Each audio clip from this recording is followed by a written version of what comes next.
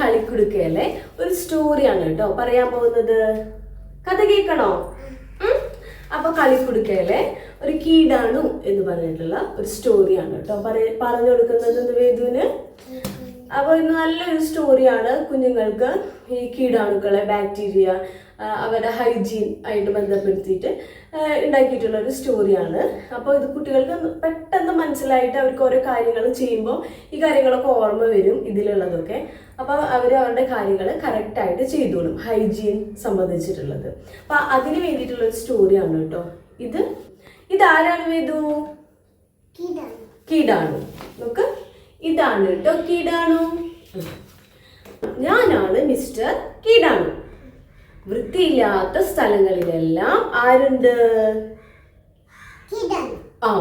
പക്ഷേ നിങ്ങൾക്ക് ആർക്കും എന്നെ കാണാൻ പറ്റില്ല. ആർക്കാ കാണാൻ പറ്റാ? ഡോക്ടർമാർക്ക് എങ്ങനെയാ കാണാൻ പറ്റുക? ഒരു മൈക്രോസ്കോപ്പ് പോലത്തെ ഒരു സാധനമുണ്ട്. അപ്പൊ അതിലൂടെ ഇങ്ങനെ വെച്ച് നോക്കുമ്പോൾ മാത്രം കാണാൻ പറ്റുള്ളൂ, അല്ലാണ്ട് നമുക്ക് ഇങ്ങനെ കാണാൻ പറ്റില്ല.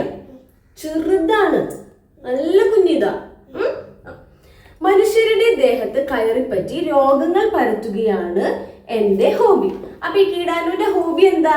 മനുഷ്യന്മാരുടെ ശരീരത്തിലൊക്കെ കേറിയിട്ട് നമുക്ക് എന്ത് വരുത്തും? പിന്നെ പനി, വയറുവേദന, അതൊക്കെ വരുത്തും. നമുക്ക് കഥയിലേക്ക് പോവാം. ഒരു ദിവസം മിന്നു സ്കൂളിൽ നിന്ന് ഓട്ടോറിക്ഷയിൽ വീട്ടിലേക്ക് വരികയായിരുന്നു. സ്കൂൾ വിട്ടിട്ട് ഈ കുട്ടി സ്കൂൾ ബസ്സിലല്ല വരുന്നത്. ഏതിലാ വരുന്നത്? ഓട്ടോറിക്ഷയില്. ഓട്ടോറിക്ഷയില് സ്കൂളിൽ നിന്ന് വീട്ടിലേക്ക് വരികയായിരുന്നു. അങ്ങനെ ഓട്ടോറിക്ഷ അവിടെ എത്തി. ഓട്ടോറിക്ഷയിൽ കീടാണു ഉണ്ടായിരുന്നു. ആ ഓട്ടോറിക്ഷയിൽ ആരാ ഉണ്ടായിരുന്നത്?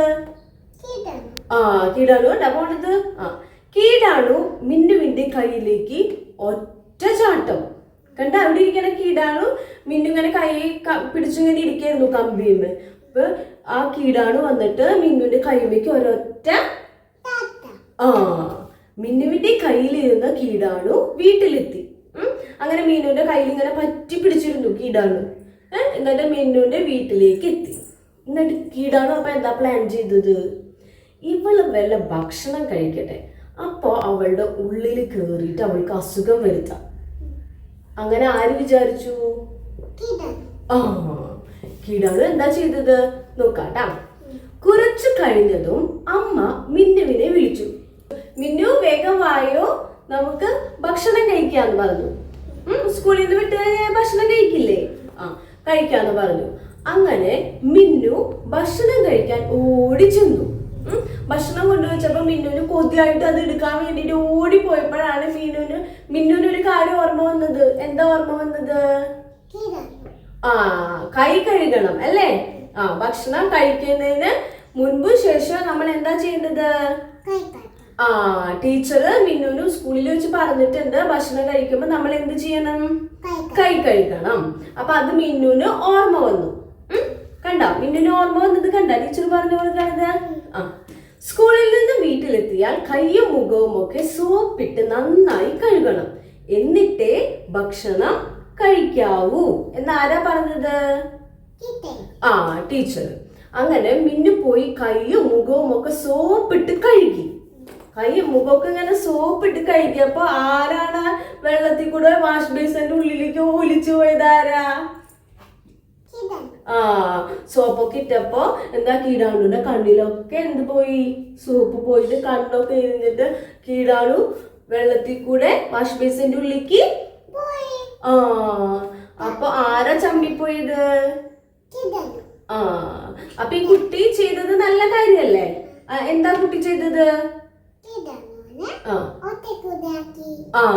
കൈയൊക്കെ ഭക്ഷണം കഴിക്കണേക്കാളും മുമ്പ് കുട്ടി എന്താ ചെയ്തത്? കൈയൊക്കെ കഴുകി. വേദം അങ്ങനെ ചെയ്യില്ലേ? ഭക്ഷണം കഴിക്കണേക്കാളും മുമ്പ് കൈ കഴുകില്ലേ? ഭക്ഷണം കഴിച്ചതിന് ശേഷം നമ്മള് കൈ കഴുകണം. കിട്ടിയോ? ഇല്ലെങ്കിൽ ആരാ വരാ? കീടാണു നമുക്ക് എന്താ വരുത്താം? പനി, പിന്നെ അതൊക്കെ വരുത്തും. അപ്പൊ നിങ്ങൾക്ക് ഈ കഥ ഇഷ്ടായോ? വേദന ഇഷ്ടായോ? ആ ചുമ വരും. അപ്പോൾ കുഞ്ഞുങ്ങൾക്ക് നമ്മൾ ഇങ്ങനത്തെ കഥകളൊക്കെ അവർക്ക് പറഞ്ഞു കൊടുക്കുക. അവർക്ക് ഭയങ്കര ഇൻട്രസ്റ്റ് ആണ് ഇങ്ങനത്തെ കഥകളൊക്കെ കേൾക്കാനായിട്ട്. അപ്പോൾ എല്ലാവർക്കും ഈ വീഡിയോ യൂസ്ഫുൾ ആയെന്ന് വിചാരിക്കുന്നു. അപ്പോൾ വീഡിയോ സബ്സ്ക്രൈബ് ചെയ്യാൻ മറക്കല്ലേ. ലൈക്ക് ചെയ്യുക, ഷെയർ ചെയ്യുക, കമൻറ്റ് ചെയ്യുക. ബൈ.